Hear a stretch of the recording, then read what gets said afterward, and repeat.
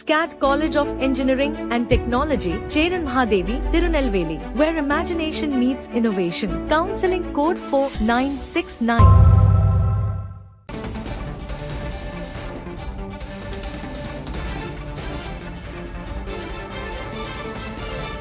சாத்தான்குளத்திற்கு அருகே சாலை ஓரம் இருந்த கிணற்றில் வேன் கவிழ்ந்த விபத்தில் 5 பேர் உயிரிழந்த நிலையில் இதுகுறித்து புதிய தலைமுறை தொடர்ந்து செய்திகளை வெளியிட்டு வந்து அதற்கான தீர்வையும் காணுவதற்கான முயற்சியை மேற்கொண்டது. இதன் எதிரொலியாக தற்பொழுது தலைமைச் செயலாளர் மாவட்ட ஆட்சியர்களுக்கு அறிவுறுத்தல் ஒன்றை வழங்கியிருக்கிறார்.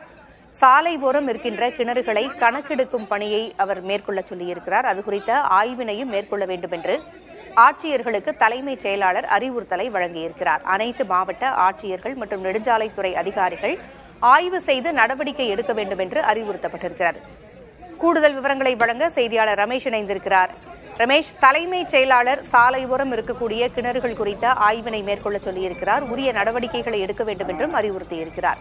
கூடுதல் விவரங்கள் என்ன?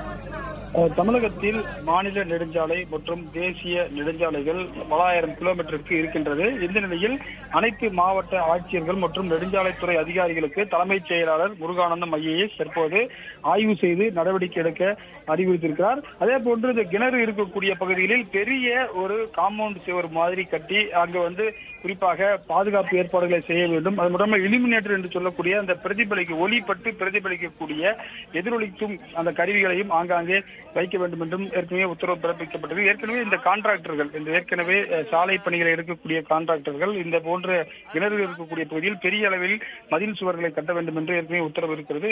இது தொடர்பாக நெடுஞ்சாலைத்துறை செயலாளர் செல்வராஜ் உள்ளிட்ட உயர் அதிகாரிகளுக்கும் இந்த சுற்றறிக்கை மூலமாக தகவல் கொடுக்கப்பட்டிருப்பதாக தகவல் வந்திருக்கிறது.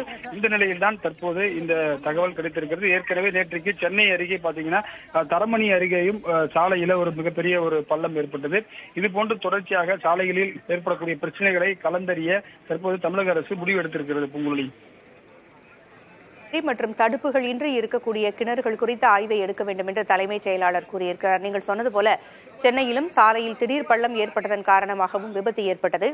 இதுபோன்ற சாலை விபத்துகள் அதிகரித்துக் கொண்டிருக்கக்கூடிய சூழலில் மொத்தமாக இது குறித்து ஏதேனும் அறிவுறுத்தலை வழங்கியிருக்கிறாரா தலைமைச் செயலாளர், அல்லது வெறும் சாலை ஓரம் இருக்கக்கூடிய கிணறுகளை மட்டும் தற்பொழுது ஆய்வு செய்ய வேண்டும் என்று கூறப்பட்டிருக்கிறதா இந்த அறிக்கையில்? நிச்சயமாக, அதாவது பாத்தீங்கன்னா தமிழகத்துல தேசிய நெடுஞ்சாலை என்று சொல்லக்கூடிய நேஷனல் ஹைவேஸ் டிபார்ட்மெண்ட்டும் இருக்கிறது. மாநில அரசு சொல்லக்கூடிய மாநில நெடுஞ்சாலைத்துறைக்கு சம்பந்தமான சாலைகளும் இருக்கின்றன. எனவே 2 பெரிய சாலைகளுக்கு இருக்கக்கூடிய கிணறுகள், அதே போல மாநில சாலைகள் என்று சொல்லக்கூடிய குறிப்பாக பேரூராட்சிகளையும் குறிப்பாக நகராட்சிகளையும் இணைக்கக்கூடிய சாலைகள் என பல ஆயிரம் கிலோமீட்டருக்கு சாலைகள் இருக்கிறது. இதையெல்லாம் ஆய்வு செய்வதற்கு தான் உத்தரவு பிறப்பித்திருக்கிறது. ஏற்கனவே இது போன்று கிணறுகள் இருந்தால் அதை சுற்றிலும் அந்த ரிஃப்ளெக்டர் என்று சொல்வார்கள், அதாவது ஒளிப்பட்டு அது எதிரொலிக்கக்கூடிய விஷயங்கள், அதே போல பெரிய மதில் சுவர்களை கிணறை சுற்றி கட்ட வேண்டும் என்பன போன்ற அறிவுறுத்தல் இருக்கிறது. இருந்தாலும் அவ்வப்போது இது போன்ற சம்பவங்கள் நடைபெறுகிறது. இதைதான் தற்போது ஆய்வு செய்ய உத்தரவிடப்பட்டிருக்கிறது. தமிழக அரசுடைய நெடுஞ்சாலைத்துறை செயலாளர் கூடிய செல்வராஜ் ஐஏஎஸ், அதே போல மாவட்ட ஆட்சியர்கள் அனைவருக்குமே இந்த அறிவுறுத்தல் கொடுக்கப்பட்டிருப்பதாக தலைமைச் செயலாளர் தெரிவித்திருக்கிறார். பூங்குழலி, தகவல்களை வழங்கியமைக்கு நன்றி Ramesh. SCAT College of Engineering and Technology, Cheran Mahadevi, Tirunelveli, where imagination meets innovation. Counseling code 4969.